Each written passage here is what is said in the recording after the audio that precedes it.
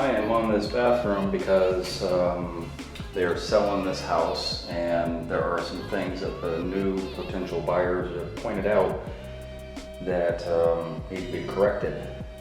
So they're contemplating redoing the whole thing again because of these things, and I'm telling them that it's not necessary. So this marble on the entire wall all the way up, this is actually a DIY job. The homeowners had done this when they moved in about 10 years ago. And you know, not a bad job for a marble job. A few areas that got missed with grout on the top here. Probably should have run a bit of caulking along there. Should have been done. This isn't awful. There's some cracking going on. The cracking going on is because buildings settle, and especially when you're doing a new job like this, oddly enough, it looks like they 45 these two tile to match up perfectly, except for down here at the bottom where you had a grout joint. Here there is no grout joint, and there's no cracking. So I don't know. Then you have you have a big lippage going on. This tile doesn't match up to the curb tile. The curb tile has some cracking going on. It looks like they did maybe a construction adhesive or something. I don't know what that is. I don't know what that is. But it's not great. The curb is not sloped at all. Oh, by the way, this is a shower, so it's the same marble that goes throughout the entire room. A little different. I run into doing jobs like this where they want tile wall to wall on occasion, but not very often. The bench is not sloped. If there is, it's so minuscule that I can't detect it. I get asked sometimes, how do you build a bench in a shower? Do you build the bench out to the curb, or do you just do it to the inside of the curb, and that gives you an opportunity to wash out this area? And in this case, if you do a panel of glass here, then I would suggest building it out to the edge of the curb. If you're going to put sliders on, you can't do that. I think maybe I would have gone to the inside of the curb with this bench. I don't really see any purpose of going outside of the curb this 2 inches or so. That's just my opinion. And then we have the floor tile, little tiny 1x1, which I don't recommend. But then again, that's because you have all these grout lines that could cause damage later on. It's not a bad job, you know, for a DIY job. It's not a bad job. Grout is coming out of these areas here. I don't know if you can see it. Really bad lighting, but there's a bunch of grout missing out of the bottom here, and I think it's just seen its better days. One of the things they did wrong is that they didn't set the floor tile first. Floor tile should have been set all the way to the wall, and then this tile should have overlapped it on top so water has a positive flow going that way. Don't know if they knew that or not. Obviously they didn't. The drain is interesting. They made some intricate cuts, sort of, kind of, and then they just missed this one. They missed that one. Tile is sloped in. These little pieces are sloped in and out a little bit, and they sponged off their grout pretty deep. So I don't know, they probably had pooling around this area specifically. The cuts are not that great. This one is bent inward, and there's not a piece there at all, which is not a huge deal. Water will just go down in there and ruin your floor. I'm just kidding.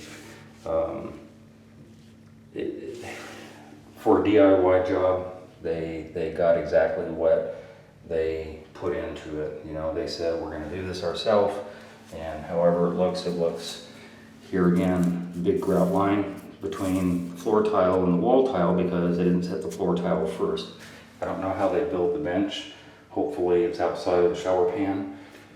I have that on another video where my preference is to have the shower pan liner come up to your bench and all your material be here, and then your whole bench is separate. This throws me a little bit because of this cut right here. So they started with full, and then did a cut. I would have split the difference on that cut. I don't know, I'm just symmetrically orientated, so I don't know if they were following the wall tile and just wanted their lines to be straight, or how that worked out. I guess that is a point. So, yeah, that's what they did. Anyway, again, not a lot of damage, but then again, there's not a lot of lippage either. There's some slight lippage on some of this tile, but more than likely they set it straight to the wall. Still, it's not bad. It's just there's little things like this, like a square cut for a circle. You know, that's a square cut for a circle. For a DIY type of thing, that's okay. But as a tiler, we can't really get away with having those discrepancies showing. And then of course there's a floor tile. Floor tile is okay. This is how the grout started out over here, like a bone type color, and then eventually it started staining. Sometimes this happens because they use the wrong thin set.